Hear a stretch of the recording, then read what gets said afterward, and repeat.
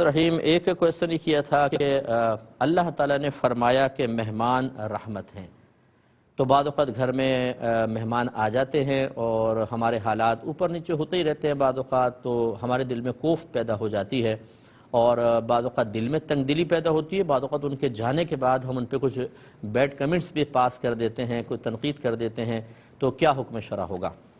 دیکھیں بہن، پہلی بات تو اچھی طرح یاد رکھیں کہ جب تک آپ کو کنفرم نہ ہو کوئی بھی بات اللہ اور اس کے رسول کی طرف منسوب نہ کریں، کیونکہ یہ جھوٹ منسوب، اگر وہ جھوٹی ہوئی تو جھوٹ منسوب کرنا لازم آئے گا۔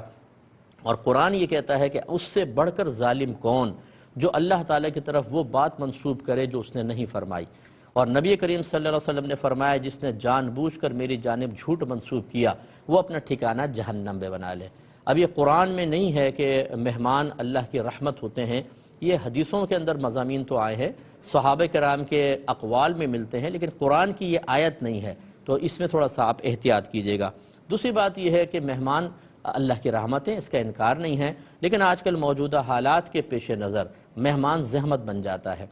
رحمت تو پہلے دور کے مہمان تھے کہ اگر آئے ہیں کچھ نہیں ہے، سامنے 2 کھجوریں بھی رکھ دی ہیں تو وہ ناراض نہیں ہوتے تھے۔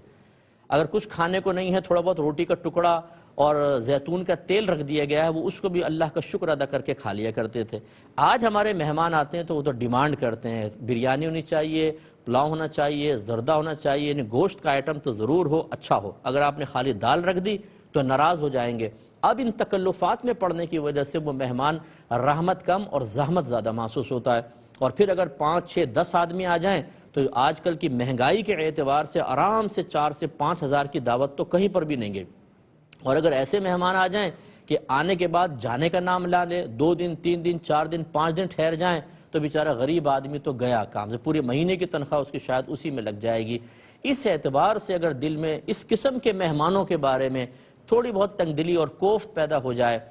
غیر ارادی طور پر تو یہ انشاءاللہ معاف ہوگی، لیکن مطلب یہ کہ کمنٹس پاس کرنا، غلط برا بھلا کہنا، یہ بھی مناسب نہیں ہے۔ اگر آپ کرنا ہی ہے نا تو دل سے کر دیں، چلو اللہ کے لیے کر دیں تو ثواب ملے گا، یہ اس طرح کے کمنٹس پاس نہ کریں۔ لیکن جو غیر اختیاری طور پہ قلب پہ کوفت کی کیفیت طاری ہوئی ہے تو اس کے ہمیں اللہ تعالیٰ نے اس پر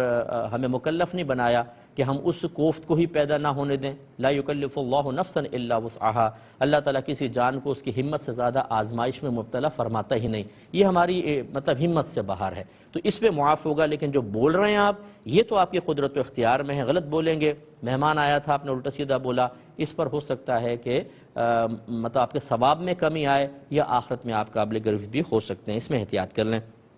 اور ہمیں گزارش ہے مہمانوں سے کہ اگر آپ کہیں مہمان بن کر جائیں کوشش یہ کریں کہ اپنی ڈیمانڈ نہ کریں۔ اگر کوئی سامنے رکھ دیتا ہے، چائے پہ بھی آپ کو چائے پلا دی تو یوں نہ کہیں کہ یار ہمیں تو چائے پہ ٹرہا دیا، بسکٹ تک نہیں رکھے ساتھ میں، خالی چائے، اتنا بھی کوئی تنگ دست نہیں ہو رہا۔ کیا اس بیچارے کے حالات ہیں، کیا نہیں ہیں، آج کل اس قدر برے حالات ہیں، مطلب جو آپ مطلب جو جانتے ہیں، جو لوگ اطراف میں قریبی لوگوں سے تعلق رکھتے ہیں ان کو پتہ ہے کہ آج 1000 کا نوٹ لے کر جائیں تو پتہ ہی نہیں چلتا، سبزی والے کے پاس ایک دم ہوا میں اڑ جاتا ہے 1000 کا نوٹ اور بالکل ختم۔ اب غریب آدمی، کم تنخواہیں، اور ہم پورے کے پورے قبیلوں کو لے کے وہاں پہنچ جائے، 6 بچے ہیں، میاں بیوی، 2 اور رشتہ دار آ گئے، 8، 10 پہنچ گئے تو گیا کام سے بیچارہ وہ تو، اس لیے تھوڑا سا خیال ہمیں بھی کرنا چاہیے۔ بھائی نے